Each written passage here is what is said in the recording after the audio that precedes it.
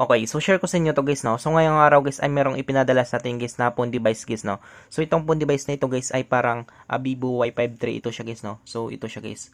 So yung issue daw nito guys ay china-charge niya guys, no. So pagtapos niya guys ng charge papaandar niya na daw guys yung phone device nito guys. Ang problema dito guys ay hindi na siya umandar guys, no. So parang namatay siya guys. Yan. So ganito guys yung issue guys ng phone device nito guys, no. So try natin guys charge guys, no. Kung meron siyang response guys.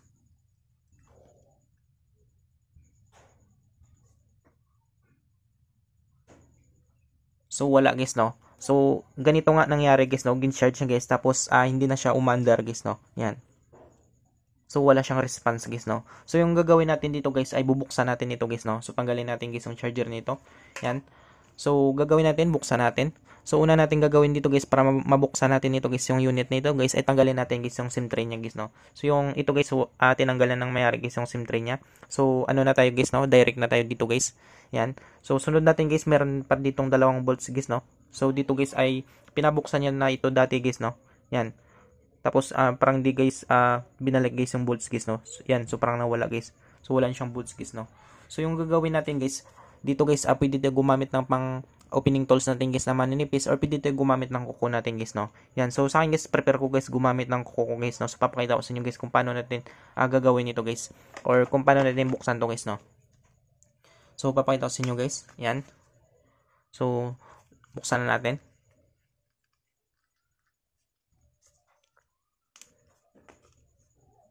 Yan. So, paikot lang yun siya guys, no? Yan. So, nabuksan na natin siya guys, no? So, dandan natin. Yan. So, ito siya guys, no? So, ito na guys yung ano niya guys, no? Yung loob niya guys. So, tabi natin to siya guys. So, sunod natin na gagawin dito guys, tanggalin natin guys yung mga bolts niya. So, kailangan natin dito guys, ma-access guys yung battery niya guys, no? Mag-jumper tayo dito guys sa battery niya guys. So para matanggal natin guys yung battery niya, tanggalin natin guys yung dalawang lock nito guys. Meron siya kasing lock. Ito. So tanggalin natin to. Yan. So ito guys yung lock niya. So tabi natin yan. Tapos ito guys, yung sa battery niya.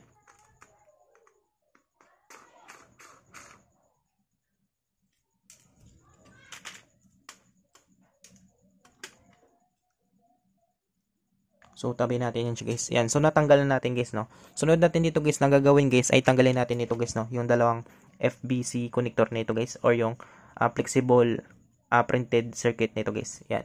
So, tanggalin natin yung dalawa yan. So, meron pa yan ditong plate guys, no. So, natanggal na dito guys yung plate niya. Yan. So, hindi siguro binalik guys, no. So, tinanggal, hindi binalik guys. Yan.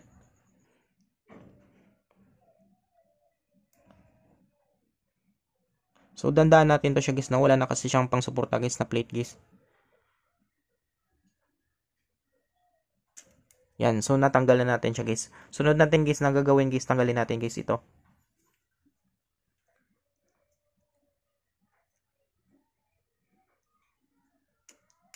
Yan, so natanggal na natin guys, no.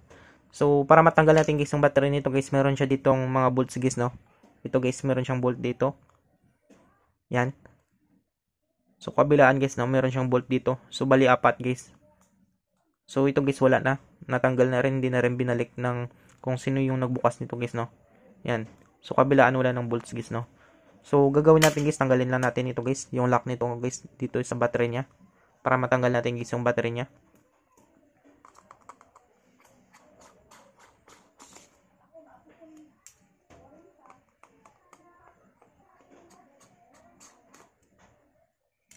So, yan siya guys, no. So, natanggalan na natin guys yung bolts na guys, no, sa battery niya guys. So, pwede na natin siyang tanggalin guys, no.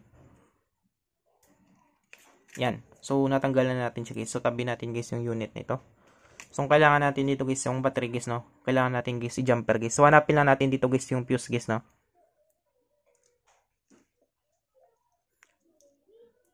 So, bubuksan natin to guys.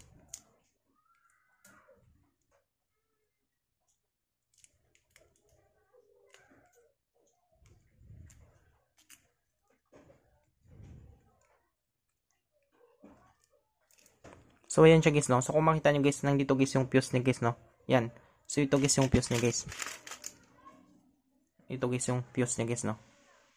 Yan. So, parang tumabingi na guys yung fuse niya.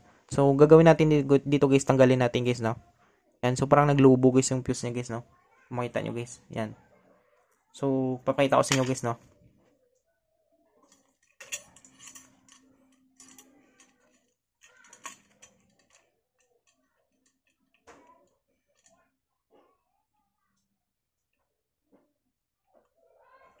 Yan.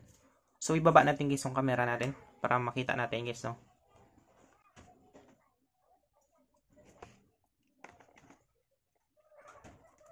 So, yan siya guys, no? So, ngayon guys, yung gagawin natin dito guys ay kailangan natin guys mag-jumper guys, no? So, kailangan natin i-prepare ito guys. Handa natin guys yung lead natin. Tapos ito. Ito guys, no? Ito yung magsisilbing fuse niya guys. Tapos, kailangan natin dito guys ng ating pang-inject natin guys na plugs. So, maglalagay ito dito guys, no? Kabilaan yan guys dito sa paan ng fuse guys, no? So, ngayon guys ay simulan natin. So, mag-inject lang tayo dito guys ng konti guys sa paa niya.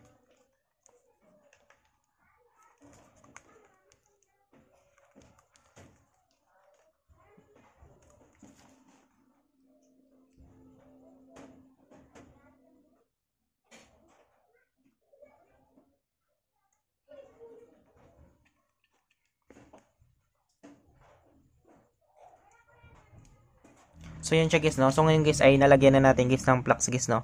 So, sunod natin guys na gagawin guys ay kunin natin guys yung soldering iron natin. So, naka 360 hit tayo guys, no? Yan.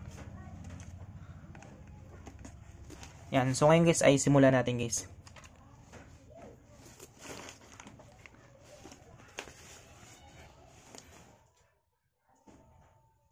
So, tatanggalin natin guys yung fuse guys, no?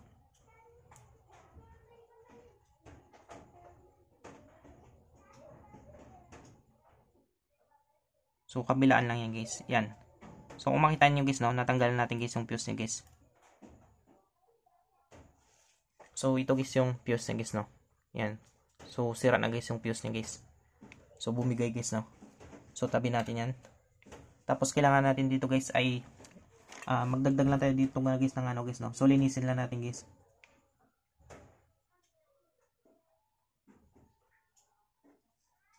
So, magdagdag lang tayo dito guys ng lead natin.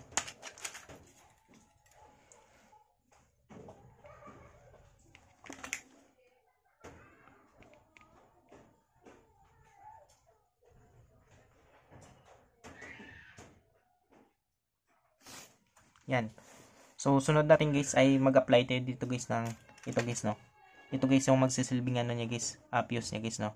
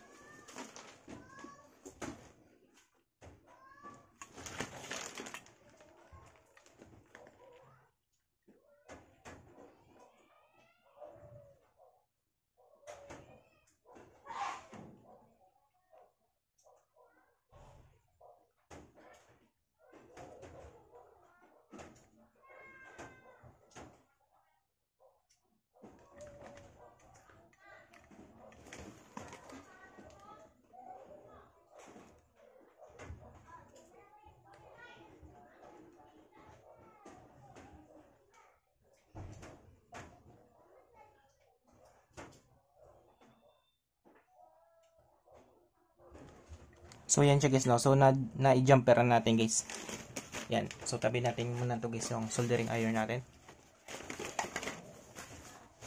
Tapos, gupitin lang natin to guys, no.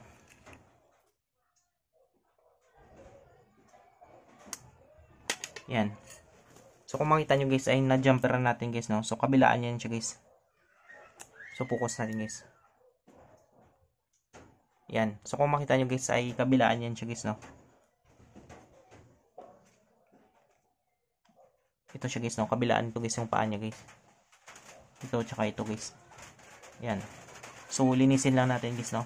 Gamit lang tayo dito guys ng electronic liquid natin.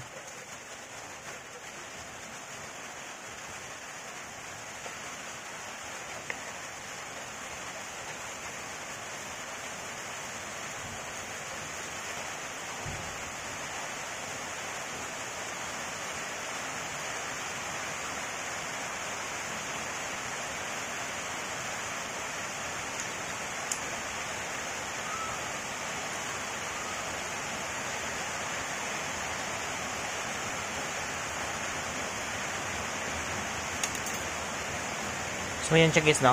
So, ngayon guys, ay try natin guys ibalik guys sa kanyang unit guys, no? So, try natin guys kapag mag-under guys, no? So, sarado muna natin ito guys, no? So, sarado natin yan. So, try natin guys kapag gagana guys, no?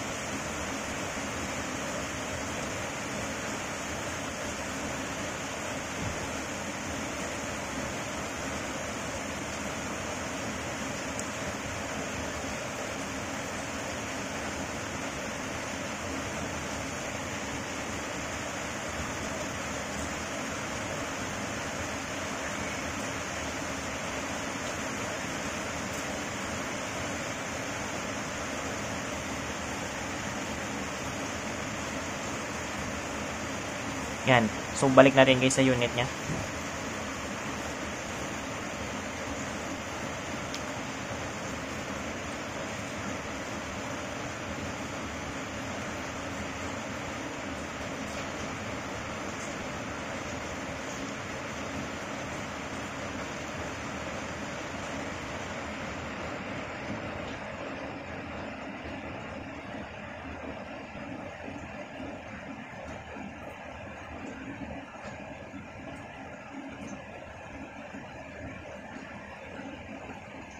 So, ngayon guys, try natin pandarin guys, no?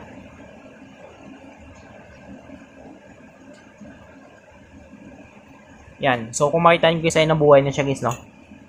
Yan. So, ganun lang kadali guys, no? Kung paano natin guys mayos guys yung pundi base natin guys na charge natin. Tapos, hindi na siya under guys, no?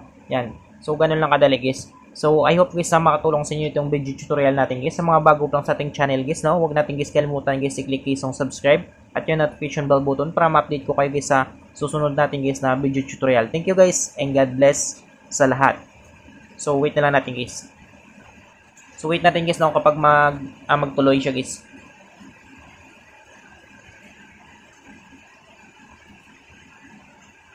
So, yan siya guys, no? Yan. So, meron lang siyang password guys. So, hindi natin alam guys yung password niya guys. So, pero hindi niya siya namamatay guys, no? So, try natin guys i-charge kapag mamatay siya guys.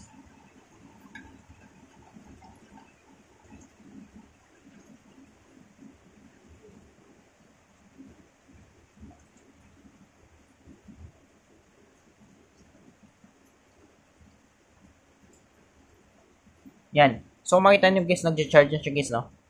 Yan. So, ganun lang kadali guys, no? Kung paano natin guys mayos guys yung phone device natin guys. Yan. So, hanggang dito na lang guys. Maraming salamat guys sa panonood guys, no?